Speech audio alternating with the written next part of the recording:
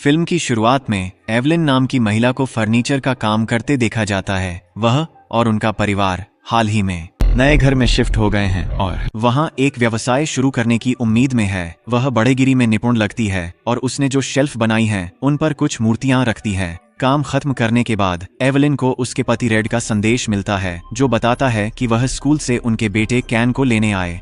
यहाँ हमें पता चलता है कि रेड उसी स्कूल में निर्माण पर्यवेक्षक हैं। कुछ देर बाद एवलिन कैन स्कूल आती हैं। स्कूल में अपने पति से मिलती है। फिर वह प्रिंसिपल मिसेस रैले से मिलती है और अपने बेटे को वहां पढ़ने देने के लिए धन्यवाद देती है। मिसेस रैले कहती हैं कि गुणवत्तापूर्ण शिक्षा देना उनका काम है और बताती हैं कि कैन को नए माहौल में ढलने में मुश्किल हो रही है। फिर भी वह पूरी तरह से निश्चित है कि वह लड़का अंततः दोस्त बना लेगा और मिलनसार हो जाएगा। फिर एवलिन कैन के पास जाती है जो स्कूल के बगीचे में अकेला बैठा है। उसे खुश करने के लिए नया खिलौना देती है और दोनों घर की ओर चल पड़ते हैं। रास्ते में एवलिन अपने बेटे से पूछती है कि उसका दिन कैसा था, एक सकारात्मक उत्तर की उम्मीद में। लेकिन केन स्कूल में अपनी निराशा जाहिर करता है। कहता है कि उसे वहां की हर चीज से नफरत है। छात्र उसके साथ बुरा व्यवहार करते हैं और शिक्षक उसे डांटते रहते हैं। फिर वह स्कूल बदलने की बात करता है, लेकिन एवलिन कहती है कि यह संभव नहीं है। वह बताती है कि यह शहर का सबसे अच्छा स्कूल है और अपने बेटे को दिलासा देती है कि वह जल्द ही दोस्त बनाएगा और अच्छा छात्र बनेगा। अगले दिन घर पर एवलिन अपनी माँ से फोन पर बात कर रही होती है। तभी दरवाजे की घंटी बजती है। वह दरवाजा खोलती है और अपने मूक मानसिक दोस्त उरियाह को बाहर खड़ा देखती है। एवलिन ने जल्दी से स्वागत किया और उन्हें नए घर में बुलाया। बिना समय गंवाए मानसिक व्यक्ति जगह की जांच करता है और कुछ अजीब टिप्पणियां करता है। फिर वह कुछ कार्ड निकालता है और एवलिन का भविष्य बताने लगता है। पहले वह बताता है कि उसके पति जल्द ही बहुत लाएगा पैसा जो उसे खुश करता है। हालांकि एक और कार्ड उठाते हुए वह भविष्य देखता है। वह मुसीबत जल्द ही परिवार पर आने वाली है। जब दोनों व्यस्त बात कर रहे होते हैं, रेड कैन के साथ घर आता है। वह एवलिन को बताता है कि कैन स्कूल में लड़ाई में शामिल था। 3 दिन का निलंबन। फिर वह उससे अकेले में बात करता है और उनके घर में मानसिक व्यक्ति लाने के उसके तरीकों पर सवाल उठाता है। लेकिन एवलिन कहती हैं कि वह सिर्फ चाहती हैं कि उरियाह घर को आशीर्वाद दें। बातचीत के बाद एवलिन उरियाह से अनुरोध करती हैं कि अगले हफ्ते आकर आशीर्वाद दें। वह मान जाते हैं। रात में चिंतित जोड़ा बात करता है उनके बेटे की दिक्कतों पर। रेड ने कहा कि प्रिंसिपल की नाराजगी बढ़ रही है। केन की शरारतों से परेशान है और अगर वह नहीं रुका तो उसे हमेशा के लिए निकाल देंगे। फिर दोनों केन के कमरे में जाते हैं और उसे बताते हैं कि उसे 2 हफ्ते के लिए घर में रहना होगा। इस दौरान वह टीवी नहीं देख सकेगा और न ही खेल खेल सकेगा और अगर उसे स्कूल में फिर से लड़ाई करते पकड़ा गया तो उसे पूरे 1 साल के लिए घर में बंद कर देंगे। यह सुनकर लड़का उदास हो जाता है, लेकिन जब एवलिन कहती है तो उसका चेहरा बदल जाता है कि वे जा रहे होंगे अगले दिन जंगल में सैर के लिए। अगले सुबह उत्साहित कैन जल्दी तैयार हो जाता है और अपने माता पिता को जगाता है। फिर तीनों जंगल की ओर जाते हैं और एक शानदार पारिवारिक समय का आनंद लेते हैं। जैसे ही वे आगे बढ़ते हैं, रेड अचानक अपनी पत्नी को रोकते हैं और उसे एक लिफाफा देते हैं जिसमें उसके नए व्यापार के लिए एक URL होता है। एवलिन खुश हो जाती है और धन्यवाद कहती है उनके पति के इस दयालु कार्य के लिए। तभी दंपत्ति देखता है कि उनका बेटा गायब हो गया है। डर से वे तुरंत उसे ढूंढने लगते हैं और थोड़ी देर बाद उसे एक अजीब दरवाजे के सामने खड़ा पाते हैं। दरवाजा बिना सहारे के सीधा खड़ा है और कुछ जंजीरों और बोल्ट से बंधा है। केन उसे जिज्ञासा से देख रहा है और लगता है कि वह दरवाजे की ओर आकर्षित हो रहा है। माता पिता इस दौरान उलझन में हैं कि यह दरवाजा जंगल के बीच में कैसे आया। हालांकि इसके प्रकट होने के बावजूद संदिग्ध एवलिन इसे घर ले जाकर नवीनीकरण करने का सुझाव देती है। बढ़ई होने के नाते उसके पास एक लकड़ी के शिल्प और प्राचीन चीजों के प्रति आकर्षण के कारण वह इसे घर के लिए फिर से डिजाइन करना चाहती है। पहले रेड को संदेह होता है क्योंकि दरवाजा संदिग्ध लगता है और उसमें कीड़े हो सकते हैं, लेकिन जब एवलिन जोर देती है तो वह मान जाता है। फिर वह जोड़ा उसे अपने ट्रक में लाद कर अपने घर ले आता है। अगले दृश्य में एवलिन समय नहीं गंवाती। वह बिना समय गंवाए अपने कौशल से दरवाजे की मरम्मत करती है। इसमें 3 दिन लगते हैं जिनमें वह दरवाजे को रगड़ती, साफ करती और रंगती है, दरवाजा नया दिखने तक। वैसे भी दंपत्ति अलमारी के लिए दरवाजा खरीदने की सोच रहे थे तो तैयार वहां खुशी से उसे सुधार देती है। उस रात दरवाजा धीरे धीरे खुलता है। यह संकेत है कि घर में कोई रहस्यमय ऊर्जा आ चुकी है। अगले दिन सुबह एवलिन रसोई में कुछ अधखाया खाना पाती है और सोचती है कि कैन ने किया होगा, लेकिन पूछने पर बच्चा इसे नकार देता है।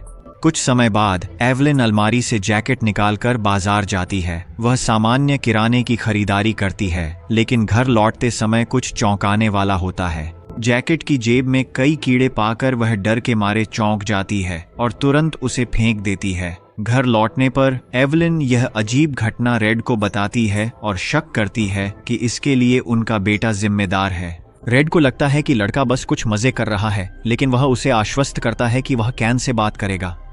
इसके बाद एवलिन रसोई में कुछ लेने जाती है, लेकिन वहां उसे एक लड़की खड़ी दिखती है। वह घबरा जाती है और तुरंत लाइट ऑन करती है, यह देखने के लिए कि वह कोई और नहीं बल्कि उसका बेटा है। कैन उसे बताता है कि वह अनुभव कर रहा है, सोने में परेशानी हो रही है, क्योंकि जब भी वह आंखें बंद करता है उसकी आंखें, वह देखता है कि एक राक्षस उसका पीछा कर रहा है। हालांकि उसके माता पिता उसे यकीन दिलाते हैं कि वहां कोई राक्षस जैसा कुछ नहीं होता और उसे सुला दिया। एवलिन उसे एक प्यारी लोरी गाती है जब तक कि वह सो नहीं जाता। जैसे ही वह कमरे से निकलती है, एक अलमारी से अचानक हाथ निकलता है और एवलिन को पकड़ने की कोशिश करता है, पर वह जल्दी से दरवाजा बंद कर देती है। अगले दिन सुबह उरियाह घर वापस आता है। घर में घुसते ही उसे कुछ गड़बड़ लगती है। वह एवलिन को बताता है कि एक बुरी आत्मा घर में घुस चुका है और इसे तुरंत साफ करना होगा। इसके साथ वह जगह को नमक और धुएं से शुद्ध करने लगता है। जब उरियाह अलमारी के पास आता है तो लाल दरवाजा देखता है और एवलिन से पूछता है कि यह कहां से आया। वह सहजता से बताती है कि उन्होंने इसे जंगल में पाया और इसे ठीक करने के लिए घर ले आए। यह सुनकर चिंतित उरियाह कहते हैं कि इस दरवाजे में अंधकारमय ऊर्जा है और इसे तुरंत हटाना होगा। जब दोनों सफाई में व्यस्त होते हैं तो अचानक लाइट्स झपकने लगती हैं। यह संकेत है कि बुरी शक्ति ने नियंत्रण शुरू कर दिया है। चिंतित उरियाह वहां से चला जाता है, लेकिन नहीं, एवलिन को चेतावनी देने से पहले कि वह घर में जो चीजें लाती है उनके प्रति सतर्क रहे। बाद में पत्नी के कहने पर रेड कोशिश करता है दरवाजा हटाने के लिए। पेंच निकल नहीं रहे। वह एवलिन को भरोसा दिलाता है कि वीकेंड पर फ्री होते ही दरवाजा हटा देगा। अगले दिन एवलिन शहर की लाइब्रेरी जाती है और लाइब्रेरियन से शहर की किसी भी अजीब घटना के बारे में पूछती है।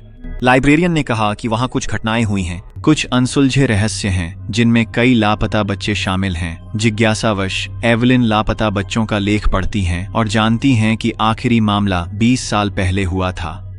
वह ये भी जानती है कि आखिरी लापता लड़की का नाम मैगी ब्रैडफोर्ड है और उसके बाद से गायब होने की घटनाएं रुक गईं। उसी रात एवलिन अपने पति को अपनी खोज के बारे में बताती है, लेकिन रेड उसे अनदेखा कर देता है, यह कहते हुए कि चिंता की कोई बात नहीं है। वह यह भी मानता है कि वह अजीब उरियाह से प्रभावित हो रही है और उसे कोई और शौक ढूंढने के लिए कहता है। अगले सुबह जब वे जागते हैं तो यह देखकर हैरान रह जाते हैं कि दरवाजे की पेंट उखड़ गई है। एवलिन ने कुछ दिन पहले ही इसे रंगा था, फिर भी यह बिना किसी संभावित कारण के बिखर गया है। आखिरकार रेड को यह एहसास होता है कि दरवाजे में कुछ गड़बड़ है। बाद में जब एवलिन घर पर अकेली काम कर रही होती है, एक भूतिया लड़की घर में घूमती है। एवलिन उसे पहले नहीं देखती, लेकिन जब वह लड़की अलमारी में जाती है तो वह आवाज की जांच करने जाती है। वह सावधानी से दरवाजा खोलती है, लेकिन अंदर कुछ नहीं पाती। जैसे ही एवलिन राहत की सांस लेती है, उसे रेड से एक संदेश मिलता है जिसमें उसे तुरंत स्कूल आने के लिए कहा जाता है। स्कूल में प्रिंसिपल दंपति को बताती हैं कि कैन फिर से लड़ाई में था और अब उसे निष्कासित करना पड़ेगा। यह सुनकर एवलिन चिंतित हो जाती है और उसे लगता है कि कैन के साथ कुछ सच में गलत है। रात में चिंतित जोड़ा अपने बेटे पर चर्चा करता है। रेड सुझाव देता है कि वह केन को काम पर ले जाए ताकि वह टीम वर्क और विश्वास सीख सके। योजना के अनुसार पिता पुत्र काम के लिए निकलते हैं। अगले सुबह एवलिन अकेली रह जाती है। काम करते समय उसे लापता बच्चों के कुछ समाचार लेख मिलते हैं। नई जिज्ञासा के साथ वह मैगी की मां मिसेस ब्रैडफोर्ड से मिलने का निर्णय करती है, जो 20 साल पहले गायब हुई आखिरी बच्ची थी। बूढ़ी महिला चौंक जाती है जब एवलिन बताती है कि उसने जंगल में एक डरावना दरवाजा देखा और घर ले आई। मिसेस ब्रैडफोर्ड का दावा है कि उन्होंने दरवाजे को अपने घर लाकर बहुत बड़ी गलती की है। इस बीच रेड अपना काम जल्दी खत्म कर केन को घर छोड़ देता है। मिसेस ब्रैडफोर्ड के घर वापस वह शापित दरवाजे की कहानी बताना शुरू करती हैं। कई साल पहले उनकी बेटी एक परित्यक्त घर में जाया करती थी जिसे कई लोग शापित मानते थे।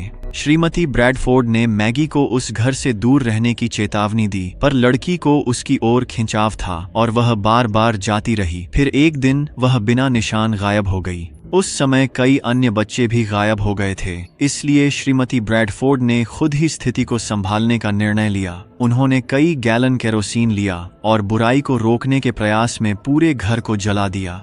हालांकि दरवाजा जलने से मना कर दिया, इसीलिए श्रीमती ब्रैडफोर्ड ने उसे 8 फीट नीचे जमीन में दफना दिया। फिर भी दरवाजा फिर से उभर आया और ऐसे खड़ा रहा जैसे उसे कुछ चाहिए।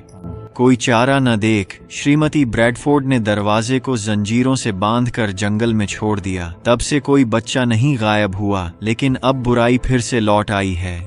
उसी समय एवलिन को अपने पति का संदेश प्राप्त होता है कि उसने कैन को घर पर छोड़ दिया है। भयभीत होकर वह तुरंत घर की ओर दौड़ पड़ती है और रेड भी वहां पर पहुंच जाता है।